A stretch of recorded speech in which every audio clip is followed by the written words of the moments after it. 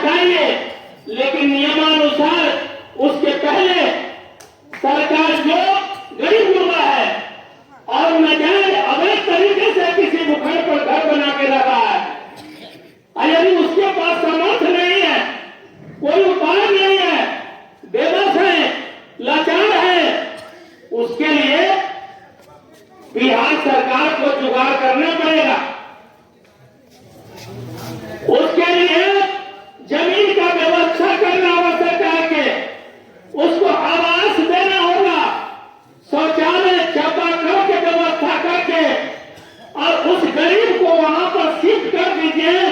सम्राट चौधरी जी, नीतीश बाबू जी, और मजे से आप उस निर्माण को ध्वस्त कर दीजिए, हमको कोई एतराज नहीं होगा।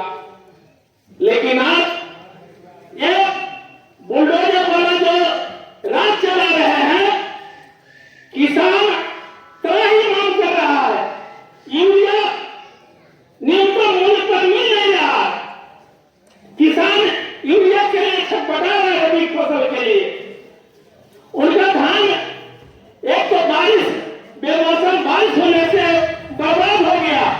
सरकार बनते बनते हमको लग रहा था कि नीतीश बाबू जरूर सरकार बनते बनते किसानों को एक मुश्त धान का फसल बर्बाद हुआ है उसको मुआवजा देने की घोषणा करेंगे।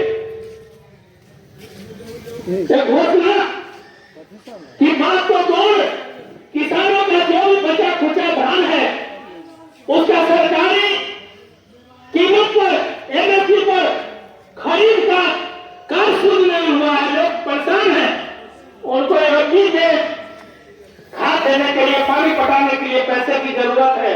धान बिकेगा तो उन्हें खाद लेकर के पटाएंगे।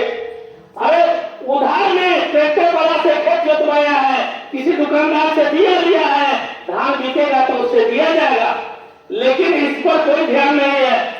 और बिहार सरकार पूरा एक बुलडोजर में बना हुआ है, तो कम्युनिस्ट पार्टी के लोग राजा पाकर के क्रांतिकारी घाटी, जहां से अमीर गुरु जी, स्वर्गीय बच्चा शर्मा जी के घाटी है, उनका जन्मस्थली है, कर्मभूमि है, यहाँ से भारतीय कम्युनिस्ट पार्टी आगाज करना चाहती है। सत्ता के मद में चोर बिहार सरकार, होश में आओ, गरीबों को, बेघरों को बांस का जमीन दो, किसानों के उपज का सरकारी मूल्य पर खरीद की गारंटी करो, खाद के काला बाजारी बंद करो,